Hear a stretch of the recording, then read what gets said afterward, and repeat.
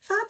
Over to you, Perfect. Martin. Thank you very much, Pam, and hello, everybody. It is awesome to be back talking to you. This time I'm from the sunny heights of Aberdeenshire, and I'm not sitting down in Ayrshire like I was last time after having had a 4 hour drive. So I'm in the warm today. And yes, as Pam said, based on feedback and looking at the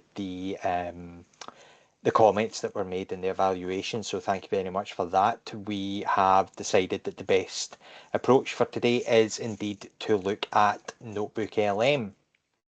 So I spoke about this a couple of times, mentioned what Notebook LM is, and the best way I think about this is kind of like your artificial intelligence partner. It's a really great way to kind of start to pull in a lot of content that you have coming from different areas, a lot of different places, and it gives you an opportunity to look at multiple overviews. I'm going to go into depth and detail in all of them, and I've got a couple of approaches. I was kind of humming and hawing about what approach to take. Do I take it from like your plan and professional learning, or do I take it from a scenario that you've got an accessibility learner who's coming in, a new learner, and you've got all of these. So I decided I'm going to do both, just because it's going to be the best way to kind of show it. I've got a couple of folders within Drive that I'll share with you guys, that's just got a heap of documents that you can use. It's just stuff that you can start to upload and have a play about with as you're going through. So I've mentioned this before, but I was kind of looking at the way that the best way to kind of summarize what Notebook LM is, and it is essentially a walled garden, right? It's the stuff that you're generating with Notebook LM is only about the sources that you upload. It will only answer questions based on the material that you give it. It uses the generative AI capabilities in the back end to help it sort of do all of the work, but it doesn't go out to the wider web and pull different bits of information. It will do that if you ask it, but it doesn't do it when you are looking at the questions and looking at the overviews. It does it only based on the documents that you upload. Now, the type of documents that we are talking about here are like guidance documents, policy documents, procedural documents. We're not talking about attainment data. We're not talking about personal or sensitive information. We are talking about information that you might get in a large quantity, and you're suddenly sitting there going, I'm in a bit of information overload. I don't really have the time for this. I'm needing to just get to the point, just get to or you could be doing some CLPL, you get given some resources, some further reading, and you want to go and summarize it. So it gives you that kind of grounded insight based on the documents, but it is powered by AI. It's kind of like someone giving you the keys to a really powerful Ferrari, but only allowing you to drive on a Skeletrix track, right? That's the kind of the best way. You've got all of the power of this wonderful engine, but you can't go and sort of wreck it. You're just kind of working based on the inputs that you're giving it. So hopefully that makes sense. I know a lot of people got inspired, so thank you very much for that. And sort of saying that they like what Notebook LM is based on the sort of the whistle stop tour that I did. So this is going to go into a bit of depth. As I say, you can upload documents, you can upload links, video, the overviews that you get, none of them are reviewed by humans. It is all done by the AI power of Google Gemini. Um, the pane, as we said, the sort of the panel, it's a 3-pane panel that you have coming across. So you have your sources, which are uploaded on the left-hand side. You have the chat, which is where you can ask questions, go into deeper kind of detail with some of it. And then you've got the studio, and the studio is where, and this is an old screenshot because there's 2 new options that have been added that you'll see. There's flashcards and quizzes and ways that you can start to train this. So from a learner point of view, this might be a good way for you to create sort of plenary or you know, summary style questions that you might want to do at the end based on, you know, maybe some of the kids have shared a couple of insights, and you might want to upload those as just kind of documents and things of that nature. And then you can start to, you know, the one that everyone says is awesome is the audio overview, which it is. But when you start to see all of these kind of working together, especially when you've got different scenarios that you're going through, that's when you start to see the power of it. Susan has created an awesome sort of quick start guide on Glow Connect, and this just kind of gives you the ways in which it can be used, and the kind of almost like the snakes and ladders kind of approach, where you go from square to square to square, and you can look at different approaches. I find this extremely useful. Pam's got the slide deck, so she'll probably happily share it with you. Susan will drop a link into the chat that takes you directly to that. That takes you directly to that page on Glow Connect, and that's really kind of like your cheat sheet. That's your go back to reference, go back and look at it if you're needing to kind of say, oh, what can I use it for? Where am I going? What are the different what are the risks? You know, what is the, how do I find it? You know, if I'm using it on different devices and things of that nature. So for example, if I was to say, right, you've got multiple, let's say we're working with a learner who's got accessibility needs, and with Renfrewshire being a device agnostic local authority that has devices running iPad OS, it is devices running Chrome OS, it is devices running Windows.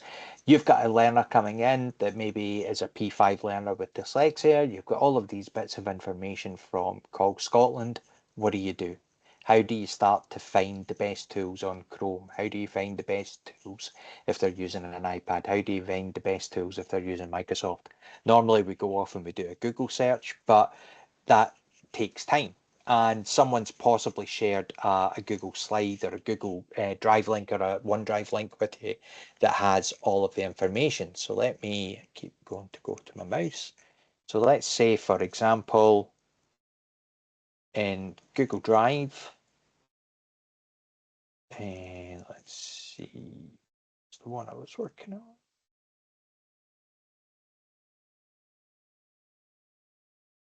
Okay, so for example, someone has shared this folder with you that has a heap of resources in it. It's got links, it's got infographics, it's got PDF documents, it's got, you know, say you're working with the iPad, it's got the Call Scotland iPad OS document that is several pages long. And it takes you time, you know, 12 pages long of information takes you time to go through that. And this is where something like Notebook LM is extremely useful for helping you cut through all of this, cut through and look at how it all, you know, how you can start to use it differently. So within Notebook LM, and I think as we'd said before, there is a tile on the Glow Launchpad that you can use. Okay, so within your Glow Launchpad, there is a Notebook LM tile that you can add or you can search. The other way to quickly get to it is just to go to notebooklm.google.com. Right, that's how quick it is. It's just Notebook LM, and then most browsers will pre-fill it. You have what are called your notebooks, and your notebooks are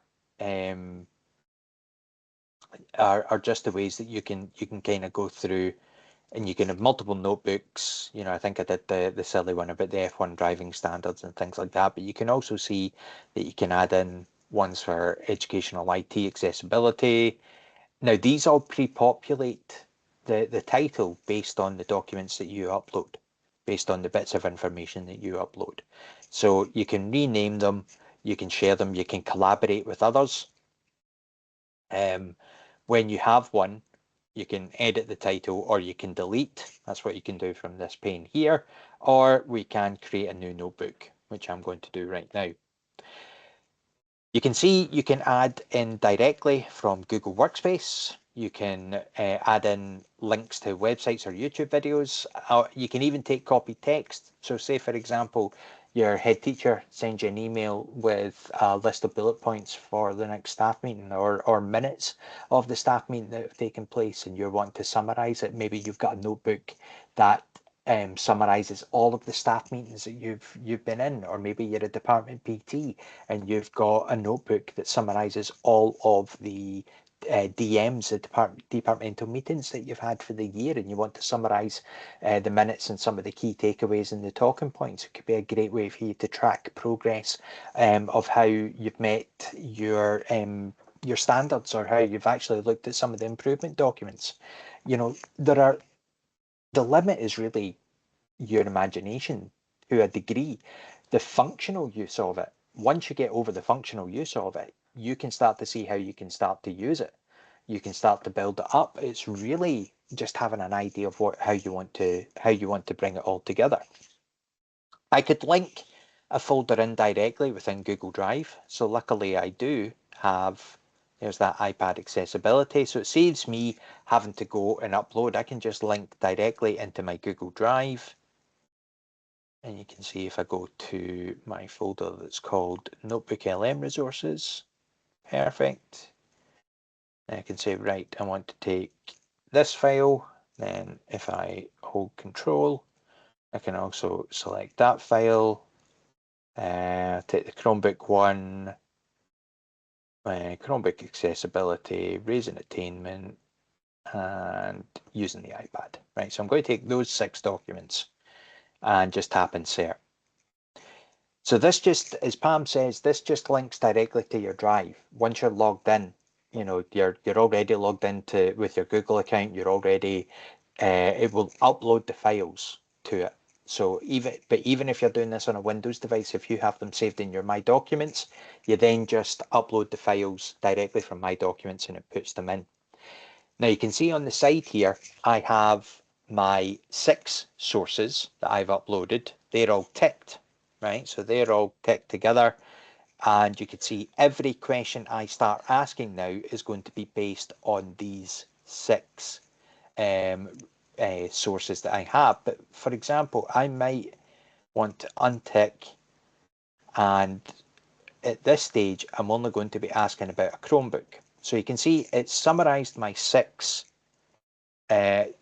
sources into a sort of text summary here, talking about comprehensive guidance. It's all from Call Scotland, local authorities, using multiple devices, device agnostic approach. So this is sort of ideal for this. And you can see it even gives you like a summary and suggestion of questions that you might want to use. How do Scottish Government guidelines mandate? You know, it gives me a couple of ideas of questions that I could ask. But I could say, list the best free to use speech to text tools on Chromebook. Okay, so just this is very similar to Gemini. This is just the conversation that you have. This is the question that you're asking. The difference here is, whereas Gemini would go off and look at multiple sources and look at the wider web, what Notebook LM has done here is it is only selected based on my 2 sources that I have ticked. It's taken that Chromebook Accessibility Essentials PDF, and it's taken the Accessibility and Learning Tools. So it's only had that focus. Now I could start to compare and contrast, but you can see here it's given me the availability, voice typing tools in Google. It's told me about Chromebook dictation. But what it's also told me is, well, wait a minute, just because it's a Chromebook doesn't mean that you have to use Chrome OS tools only.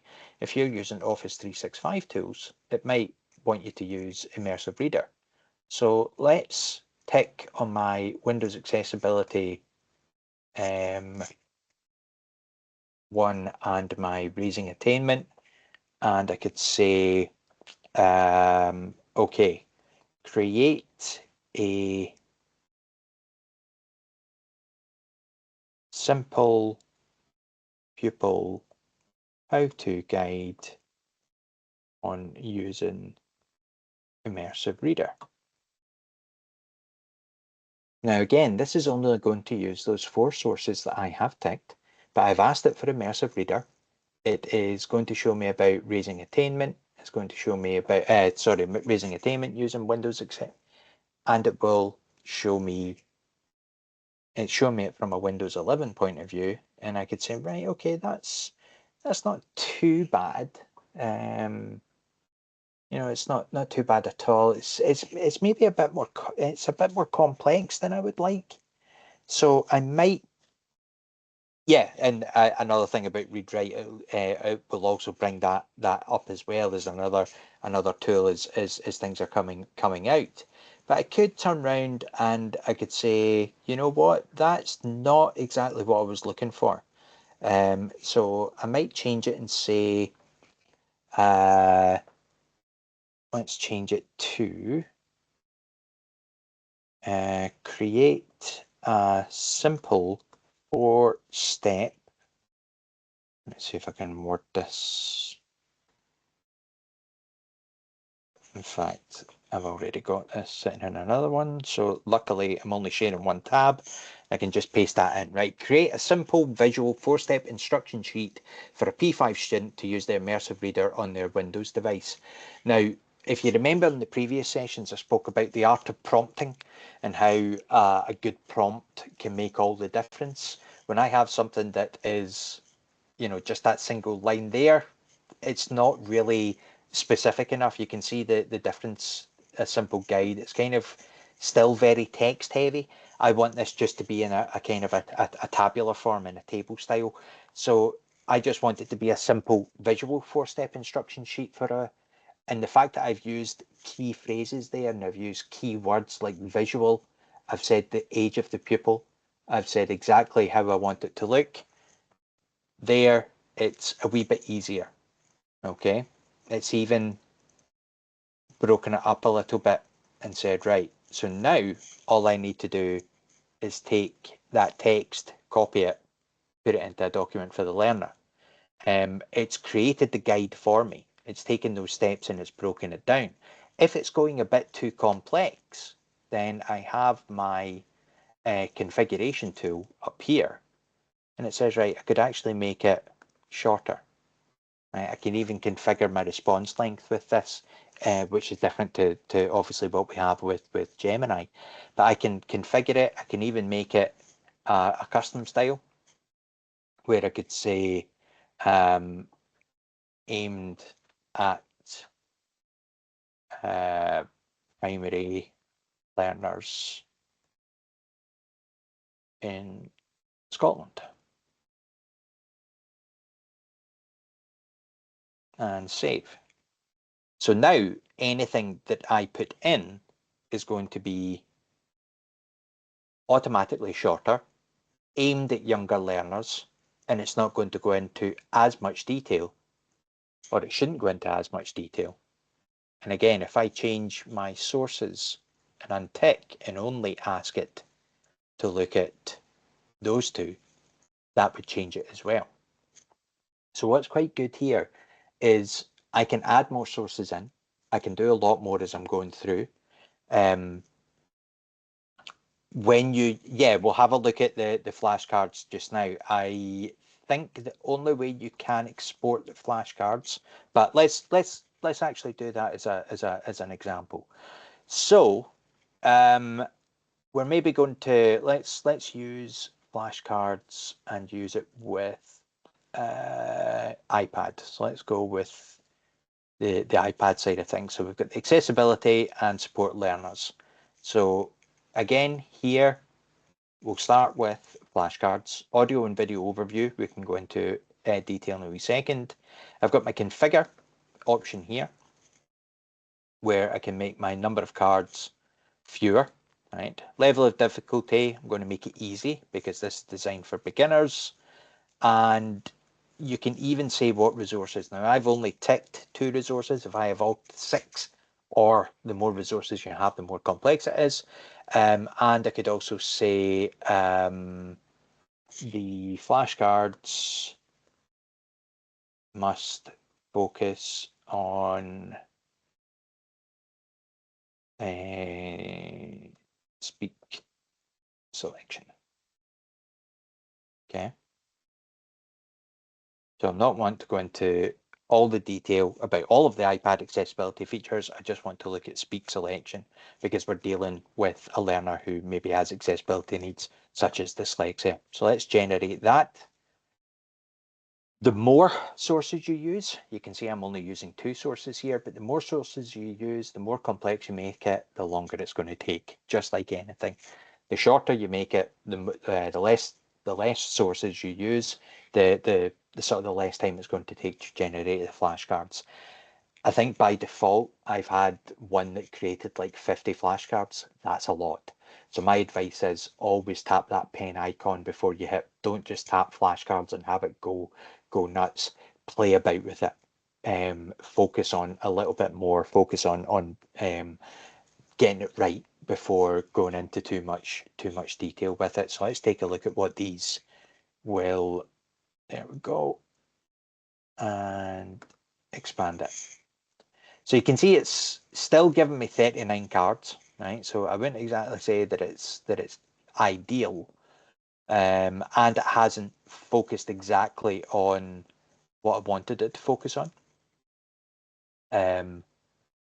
You can see it's pretty advanced. That's not necessarily stuff that you'd be using with learners. So you may wish to look at the sources. It could be the fact that it's taken all of the Scottish Government guidance for Windows 7.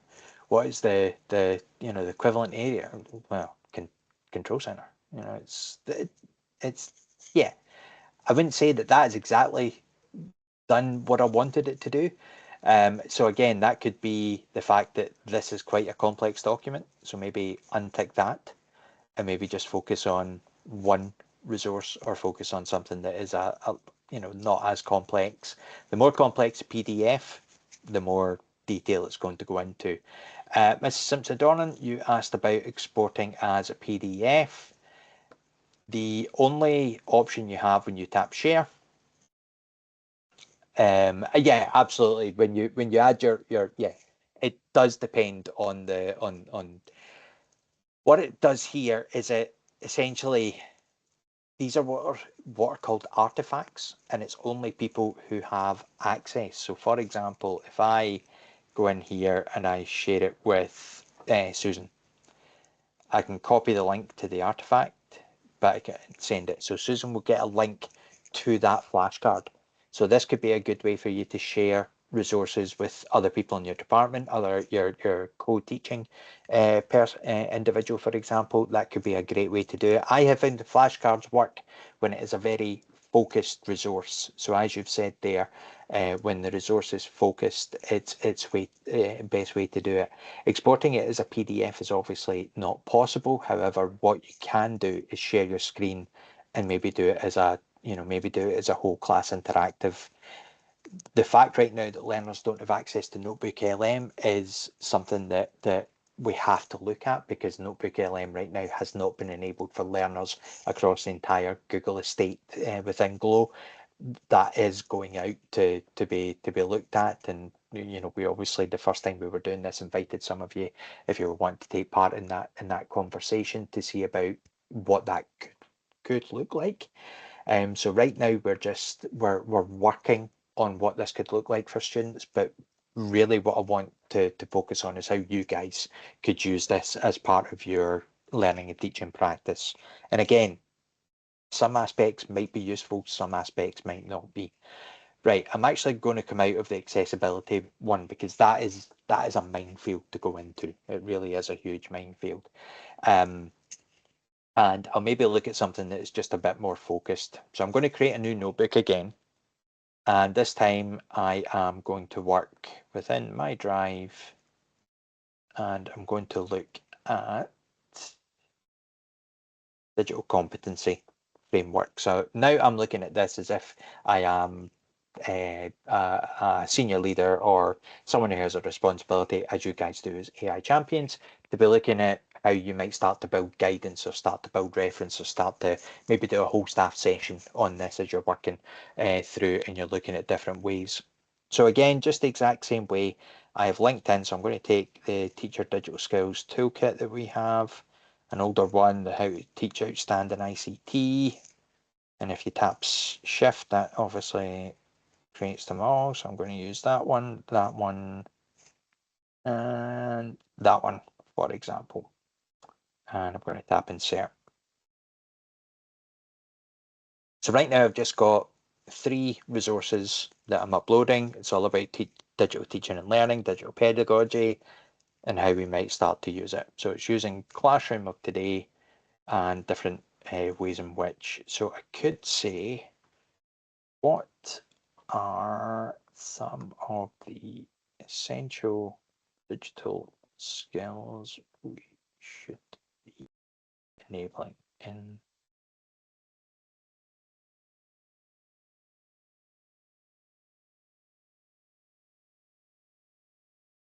so 3 3 documents that could be quite a few ways, but I know that I'm being asked to look at what are the essential digital skills, what are some of the key things that we're looking at, and it's broken it down for me.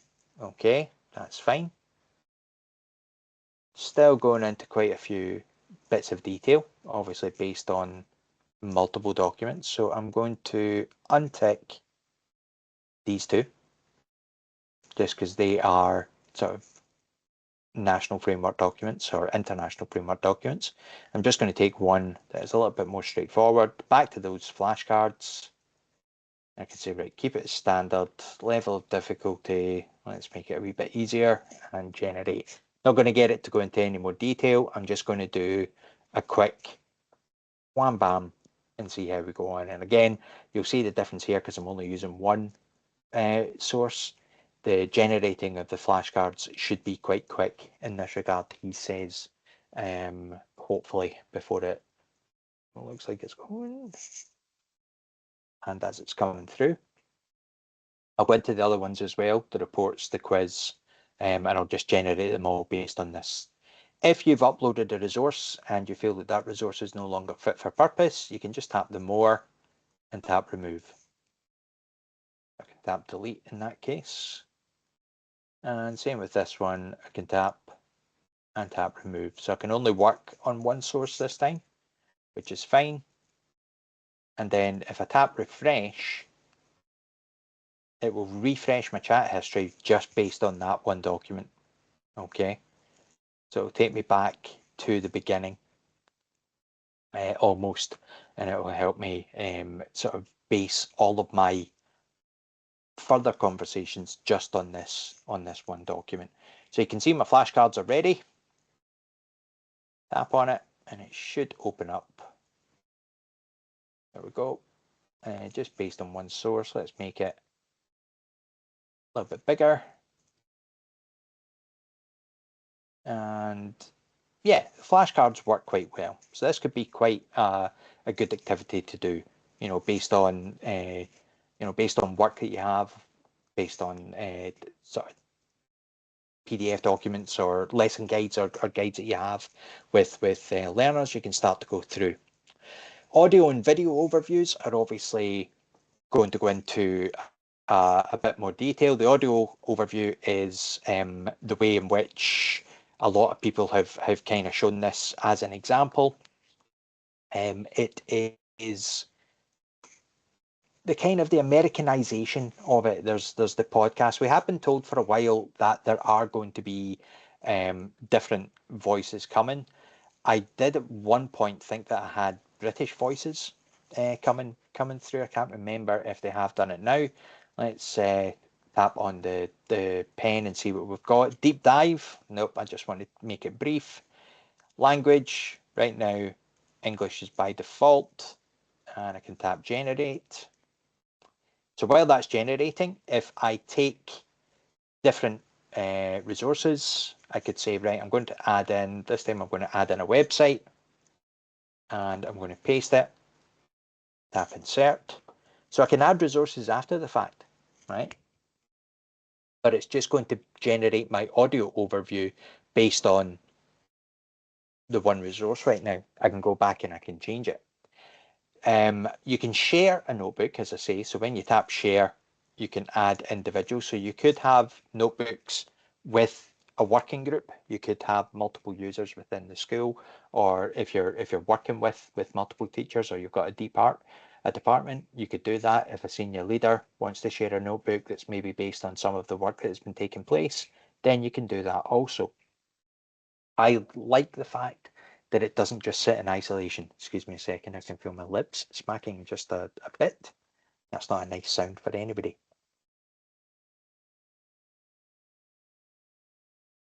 Yeah, so as you're saying there, Pam,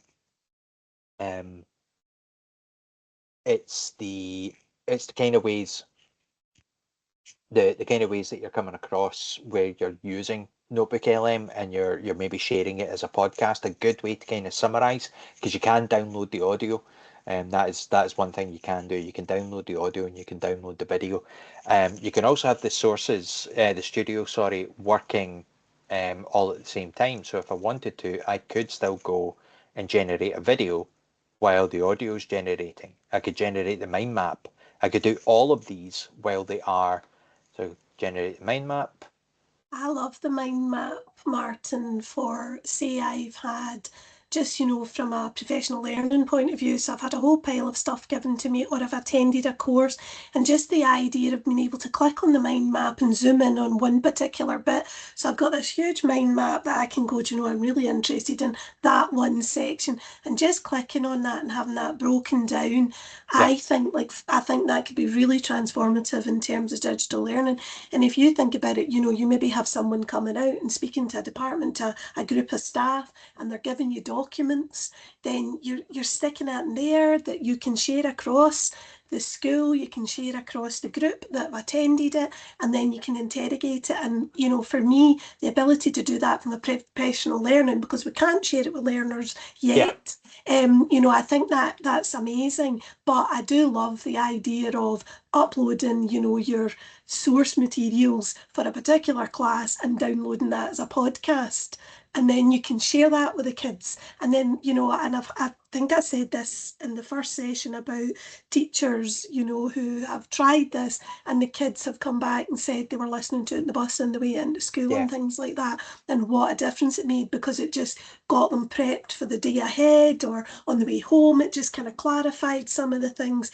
It's such a time saver. Yes, I Susan, think, absolutely. yeah, I couldn't agree more. I think the fact that for a study guide for older pupils, I think especially for those who are in the senior phase, for example, when they come through, or it won't translate a document. Unfortunately, it doesn't have a translate feature within it. It will only speak about the stuff that is in the output language. I'm 99% sure of this. The output language has to match the input. So if the input is in English, the output has to be in English. I think it's a good question. I'll be honest, I haven't fully tested it, but there's no time like the present. So let's see what we get, Susan. I created a Notebook LM, Martin, with our report from the Gemini pilot, and then I uploaded it into sources, and I changed the settings, changed the language to Spanish, and it gave me a podcast overview in Spanish of that English document. Oh, there you go. I can put a wee link in the chat because I've got something in Glow Connect just as a wee example. There we go. That's there. Brilliant. Superb. So it could be like your school documents, your handbook, your policy, and you might have EAL parents, so you can download it as a podcast in a different language. Amazing for accessibility. 100%. Brilliant. There was a question in the chat further up, I think it was Graham. Yeah, so are you saying you use OneNote, Graham, for planning? Yeah. That's what I was wondering. Yeah. Yeah. I think I'm presuming that's what you mean. Yeah, so I would stick with I'm a OneNote fan, so OneNote is my favourite. I wouldn't change from your OneNote for planning, but you might want to think about having some shared notebook LMs for professional learning opportunities would be where I would come at it. Yeah, that'd be good, but we're just having real issues with the actual sharing of our notebooks. I think there's a Glow issue or a schools issue when we're trying to share. It's not sharing. We maybe need to I just need to try and chat to somebody, because the teachers are having difficulty sharing with each other. Yeah, what I would say, Graham, is part of the issue is probably the dual tenancy there, but we can have a chat about that another time if you drop me some details of who's having difficulties. But what we've found in the past, and I'm sure Martin and Susan will agree with this, when you're working across dual tenancies or even triple tenancies, as some of us are, that's where the issues start, because somewhere in the background you're still signed into either your schools or your Glow, and it's kind of trying to look at that. So I would recommend using different profiles to get around that, doing it on the online browser profiles so that you're not touching each other. You're either signed into Chrome or you're either signed into Glow or you're signed in, that type of thing. But anyway, we'll pick that up later because yeah, no, I appreciate that. I'll maybe have a chat to you another time about that, Pam. Fab. There's Ruth offering a helping hand as well. Cool. That's what these sessions are all for, is finding out things that aren't working. And as Pam says, if you're doing your planning in OneNote, keep doing it there. This is not to migrate anything or to change anything. It's again just knowing about the ways in which you could either use it at a school, departmental, or in class kind of way. So I've created my digital skills podcast. Now I'm not going to play it because but I'm also doing it in German because I want to see what that actually sounds like. But once you've actually created it, as Pam says, you can share it with the kids. Now you've got that option right there to download. So when you download, it will download it as an audio file and it will put it into whatever folder you have enabled within your whatever device you're using. If you're using an iPad, it'll download it into the Files app. If you're using a Chromebook, it'll download it into your Drive folder. And if you're using a Windows, it'll download it into your Downloads folder in My Documents. What you can then do with that is you can go to Google Classroom. If you're using Google Classroom or Microsoft Teams, I'm just going to use Google Classroom as an example. So I've got my digilearn.scot class here, and I'm going to create a new class. I'm going to create a new material post. Close. And I'm just going to say class podcast topic 1. It just gives me the option to link from my Google Drive or to upload, depending on what device you're using. So let's just go with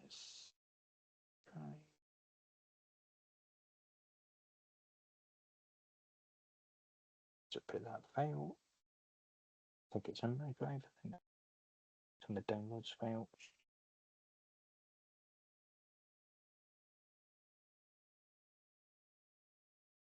Problem is, material only needs to can only be a document.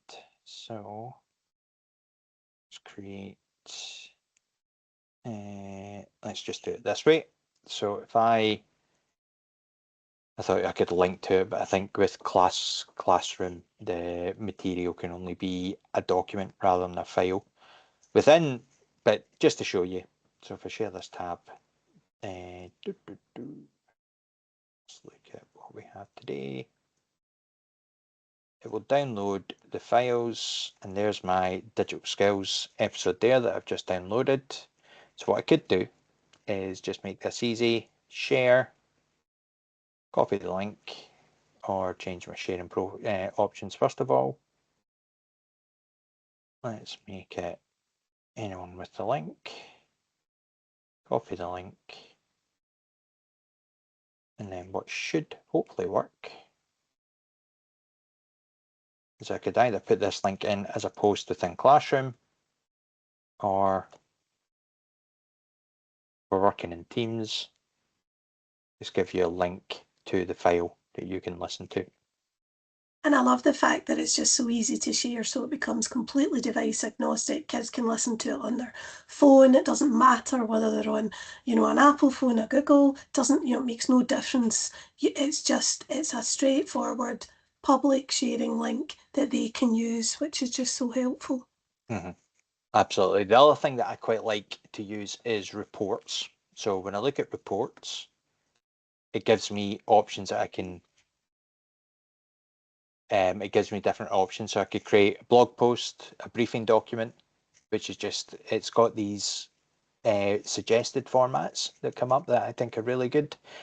It has looked at the sources that I've uploaded and has actually realized that these are strategic planning documents or professional development plans. So if I was to take this one and say, right, it's an explanatory guide, I could change English. So if I wanted to, I could potentially make it a German guide, just because whenever someone Why asks me a not? question that intrigues me, why not?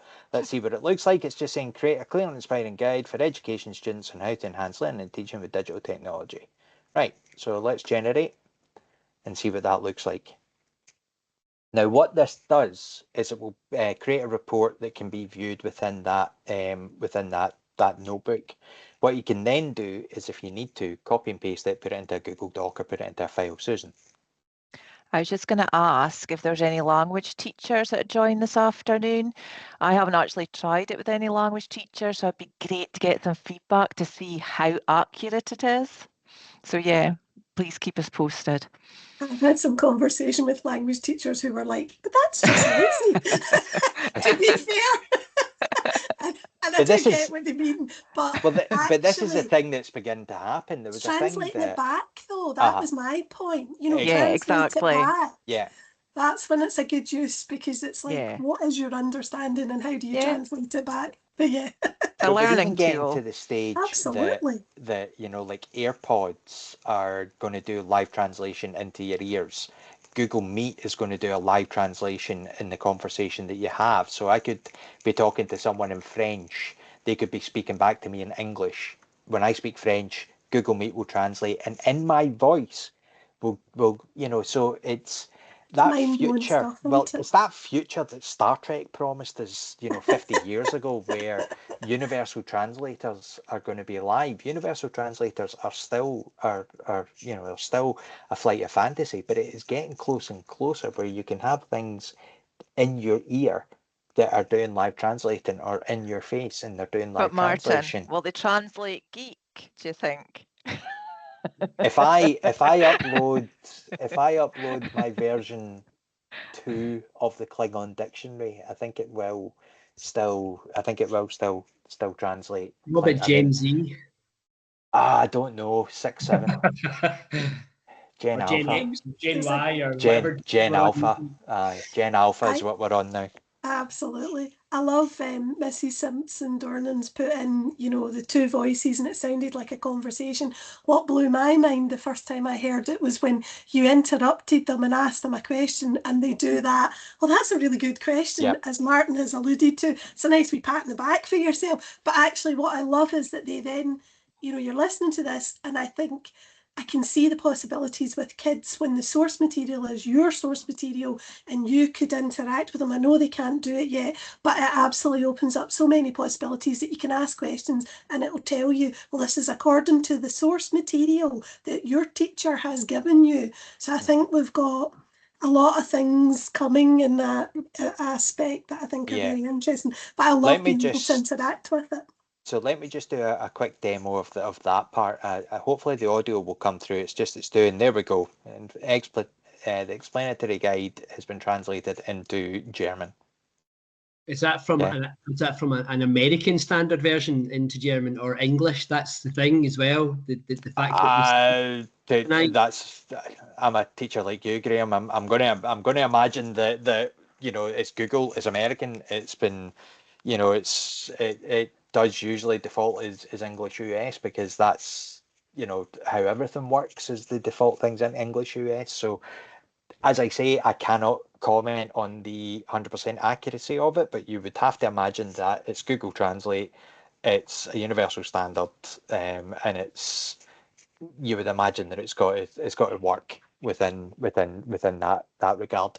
I'm not going to go into too much detail on whether it's but the one thing I will say is, if you find errors, if you find things that aren't working, these models only learn based on the feedback that we give them. These models are not Skynet. This is not Rise of the Machines. This is not Terminator.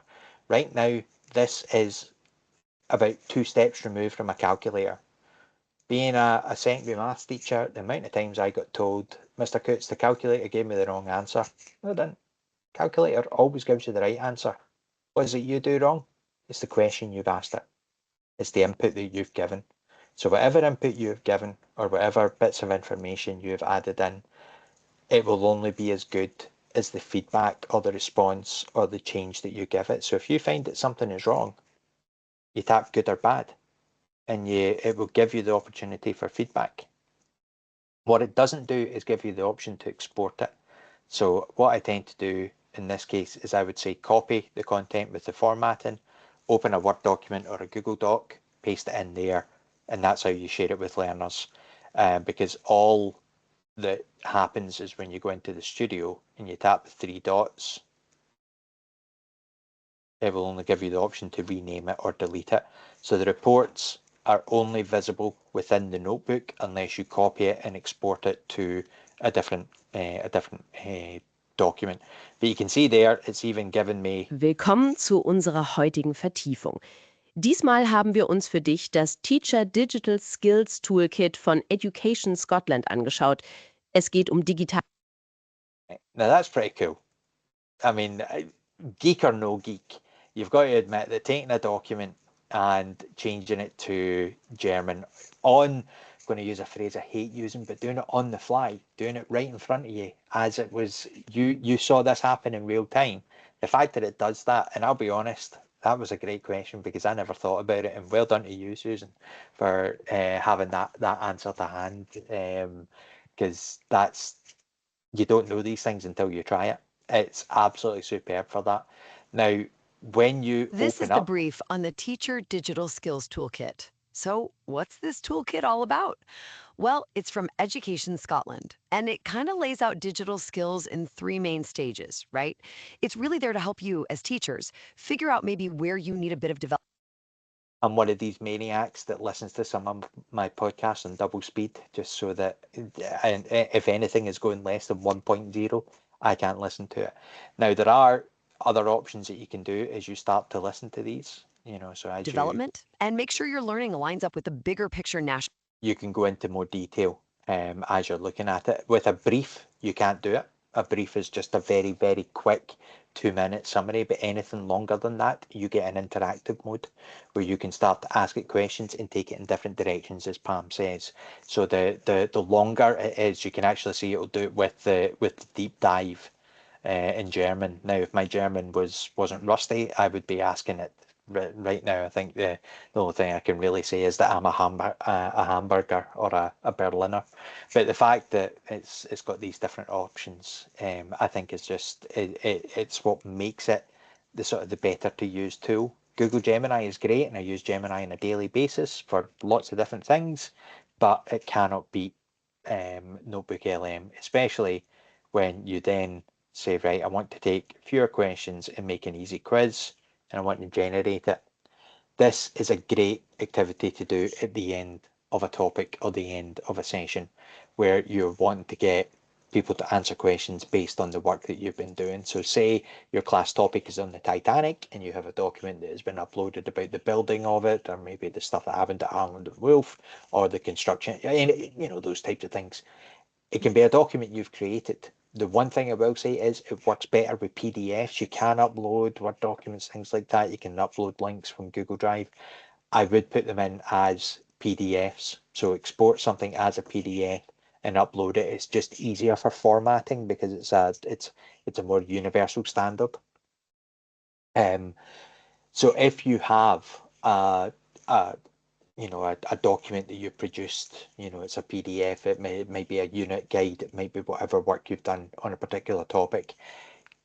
Upload that and then create a quiz. You can see it didn't take long at all. And I demonstrated this with the F1, I think. But when you go through, you could say, right, what is the purpose of the Teacher Digital Skills Toolkit? Let's go with that one. Yay!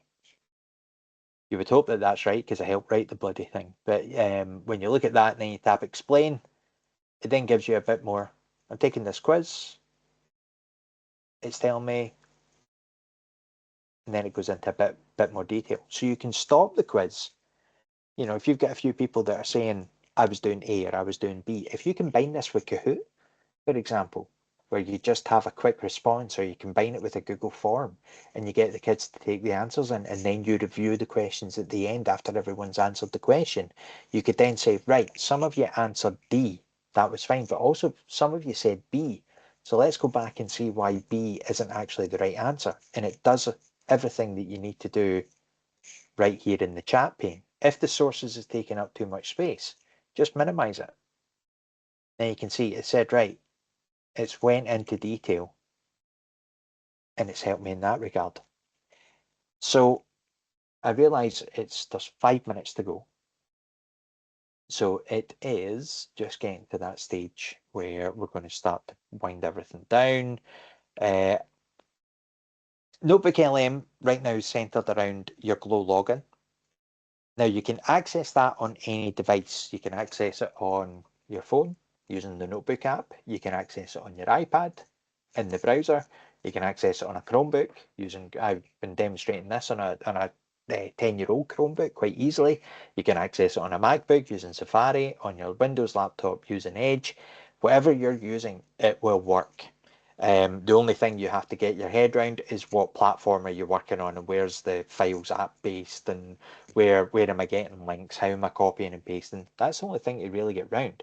The user experience on an iPad, on a Chromebook, and on a Windows laptop is the exact same, right? It's still the pains. And as you're saying there, Graham, I've been doing that with some of the F1. I like to take a bit of a deeper dive into some of the technical regulations about different things. So I upload all of the FIA documents and put them in, and do that with different motorsports. It's just a good way for you to upskill yourself, and to part of your professional learning and part of your professional reading. If there's new updates to operating systems, or if you're a geek like me and you start taking a deep dive into game guides, maybe you're a gamer and there's game guides coming out and you're struggling with a particular level, use Notebook LM and it will take you through the guide, and it will show you exactly the different spaces. Even if you upload a YouTube video of someone playing the game, it will scan that video and give you the avenue that you can go down. So it works on any device. That's the beauty of it. And as with everything, we want your feedback. So I've got the can't answer that question right now, Graham, because we don't even know if it's going to be enabled. We know that Google are giving the option to enable it for learners, but we don't have details on what that will actually look like. Right now, it is still at the, we're standing outside the building of learners using it. We're not even in the car park. We're basically seeing, we know it's there. We know we're going to get there at some point. We just don't know what it's going to look like when we do.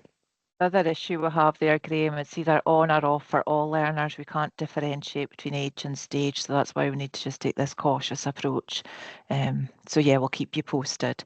Yeah, I was no, also going to say, about using Notebook LM. I'm actually dyslexic, so I find reading lots of policies and documents quite overwhelming, and it's such a game changer being able to use Notebook LM, get a high level overview in the form of a podcast or a video. It's just made my life so much easier. So yeah, thoroughly recommend. So as a brilliant point, Susan, sorry, I didn't comment there. Absolutely brilliant point. The fact that I'm not dyslexic, I'm just lazy. And I usually find that the amount of policy documents we get out, I fire them into Notebook LM, and it makes a huge difference. Because I think I'm very much an audio listener. I like listening to what folk are saying. So I use the audio overviews, and it's a great way just to break things down into looking at it in different ways. The videos are good, but the videos are just the audio with text. It's essentially the exact same thing. It's just like, so the video overview I would probably suggest is quite good for introducing a topic. It's a good way to summarize a topic and to introduce it, get folk engaged, stuff like that. And that's really it. I think that's probably one of the first times, Pam, that I've stopped with a minute to go and managed to put the link out there as well. I'm I'm trying impressed. to stop myself going too deep with some things. I'm impressed. I'm just going to stop the recording now, and that way then